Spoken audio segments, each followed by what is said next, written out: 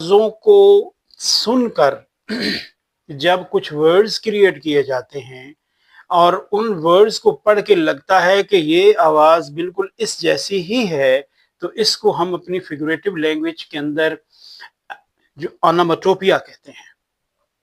Onomatopoeia एक नया लफ्ज़ है, लेकिन जो इंग्लिश लिटरेचर के स्टूडेंट्स हैं या इंग्लिश ग्रामर के स्टूडेंट्स हैं, वो ये समझते होंगे कि व्हाट इज़ ओनोमेटोपिया।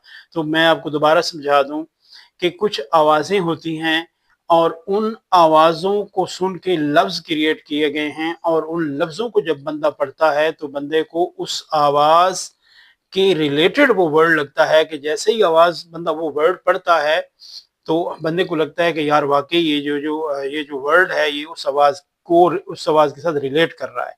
फ़र्ज़ करते हैं कि ये जो एक रैपर मेरे सामने था, ये एक क्रंच टाइप आवाज़ है, ठीक है? तो जैसे आप वो जो लेज़ होते हैं ना पॉपट, अच्छा अब वो लेज़ जब आप अपने मुँह में चबाते हो तो उसके अंदर एक आवाज़ सी निकलती है, तो उसको भी हम इसको क्या कहते हैं? क्रंच।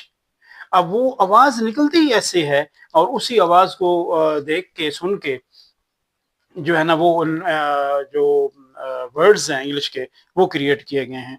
तो जो मक्खी के भिनवाने की आवाज़ मैंने आपको सुनवाई, वो बज़, इसके बाद वो सांप की जो हिसिंग साउंड होती है ना, हिस, तो वो हिस साउंड होती है। और एक दफ़ा कभी-कभी हम अपने स्टूडेंट्स के दरमियान बैठे होते हैं तो हम ऐसे कहते हैं, यानी जो HUSH है वो बेसिकली चुप करवाने के लिए, खामोश करवाने के लिए वो वर्ड बोला जाता है।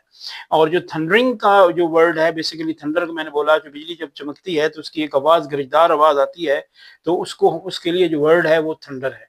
तो क्रंच, थंडर, क्रिस्प। अच्छा, इसके बाद बज़, हुश, हिस, ये वो साउंड्स हैं। और जब पानी के अंदर कोई चीज़ गिरती है तो हम उसको कहते हैं कि स्प्लैशिंग साउंड है जी, स्प्लैश, ऐसे जैसे कोई चीज़ उसमें गिरती है तो एक साउंड निकलती है। तो अब मत इसका हमारी बात का खुलासा क्या निकला? खुलासा ये निकला कि कुछ आवाज़ें ऐसी होती हैं जिनको सुन के लफ्ज़ क्रिएट किए गए हैं, और वो लफ्ज़ जब बंदा पढ़ता है तो बंदे को वो वाक़ई वो जो आवाज़ उसकी आती है, जो उसके जो मीनिंग्स की तरफ जाता है, तो बंदे को पता लगता है कि वाक़ई यार ये तो मक्खी के भिनभिनाने की आवाज़ है, या